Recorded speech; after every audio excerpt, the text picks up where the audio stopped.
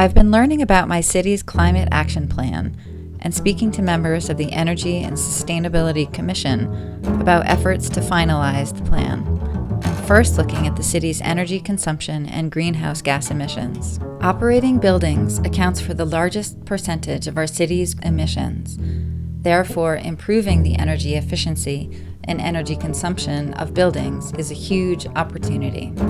For Northampton as a city, to get to carbon neutrality, we're going to need homeowners and landlords, business owners, and the city to each play its part. How do we do this, and how do we do this fast enough? We've got, I'd say, three categories of buildings. Municipally owned buildings, commercial buildings, privately owned buildings, private sector buildings, and residential buildings.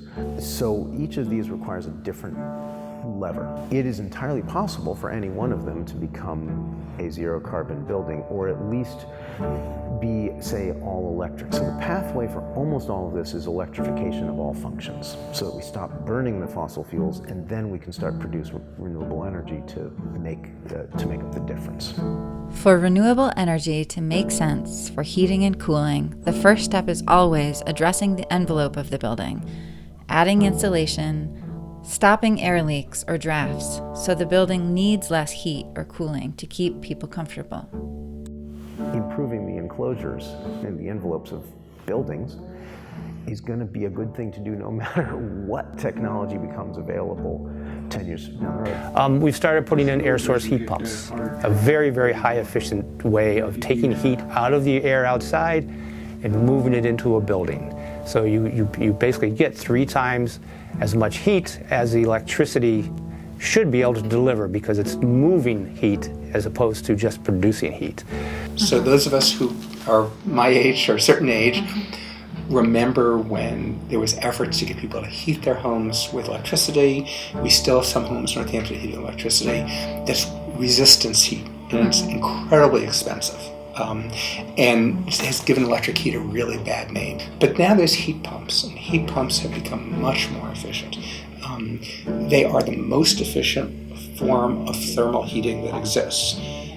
Because electricity is more than natural gas, they're not the least expensive way to heat your home, but you use less energy units per se. And obviously, as electricity becomes renewable, you're both reducing your energy load and using renewable. Switching your heat system, you're probably not going to do when you have a perfectly good system. So we need to get the word out, and then what we hope is people remember it. And when their heat system starts getting old, they say, now's the time to switch. So we've had some successful conversions, and we have a lot of new buildings being built with heat pumps, both for conservation reasons and also that's where the market's going. Other ideas about how to reduce greenhouse gas emissions from buildings in Northampton, both from the Climate Action Plan and new ideas, are being discussed. These ideas range from creating stronger building codes, to requiring energy disclosures on all buildings, to engaging the real estate market and mortgage lenders to value energy efficiency, to encouraging building smaller spaces, as well as establishing a city heating utility. Massachusetts has a building code that goes beyond the base code requirements, called the Stretch Code. Communities can adopt the Stretch Code, which requires more energy efficiency measures, and Northampton has. On the Home Energy Rating System, or HERS, the current Massachusetts Stretch Code scores approximately 55, which is better than the national average, but much higher than 0 or close to 0 scores the community will need to achieve for carbon neutrality. Building codes is an area the city could exert even more influence. We're not allowed to have our own building code, but if we give you a freebie in zoning, we say, for example, you can have greater density, you don't have to do some burden, we can require, in return for that, we can require you to do things. So right now we have a requirement that buildings be solar ready. You don't have to have solar PV on the roof, but you have to design the roof load so it could take solar. The most energy efficient building standard in the world is Passive House. Passive House requires a super insulated building envelope with double or triple paned windows. The envelope is so airtight that mechanical ventilation is needed. A passive house would require the least amount of energy to heat and cool, thus making net zero easy. The delta between Stretch Code and Passive House is, of course, shrinking and shrinking. It's getting closer and closer. It's still quite far away, but the upcharge for doing passive house, if you're good at it, if it's not your first time, and if you've got a system, can be zero. One could pass an ordinance that says, this is how we're going to do it.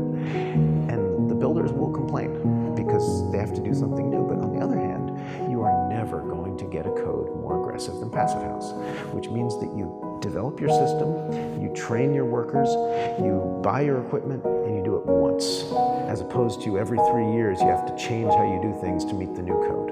And there's no learning curve. You do it once.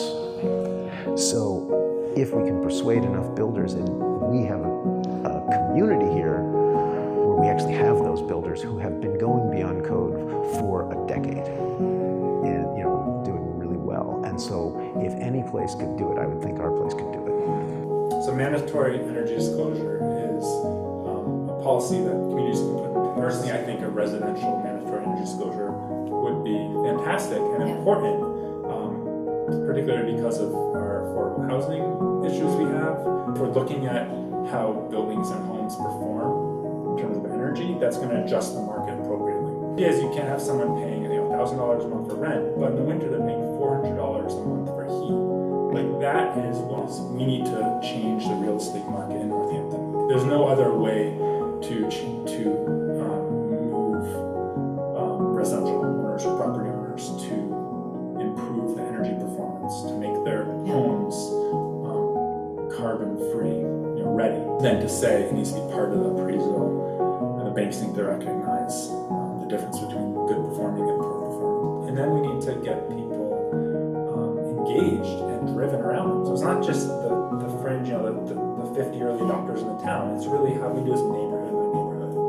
We know that the average family size in Northampton and around the country is half what it was at the end of World War II, and yet the average dwelling unit is twice what it was at the end of World War II. So we have 4 times as much space for everybody as we did in 1945.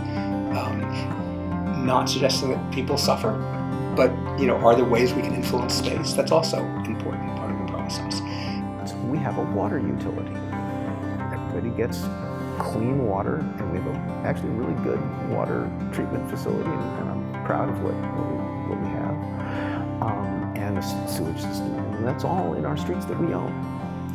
Well, why shouldn't we have a heat utility, a thermal utility that can take heat from a variety of sources?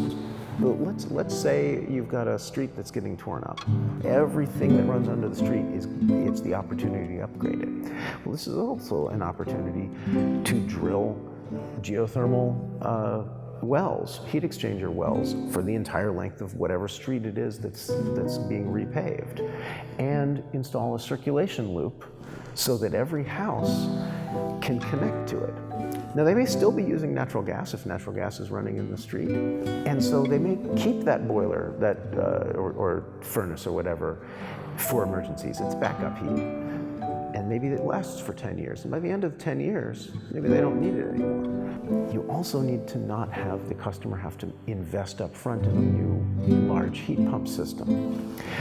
But if you're a utility, you invest on a time frame of decades to hundreds of years. That's how utilities invest, and that means that they're very stable. The town's not going anywhere. The city's gonna be there, so you can get very, very low interest rates. This is, as long as you're making back whatever you have to pay out in your interest rate, as long as your cash flow is positive, your municipal utility is doing fine.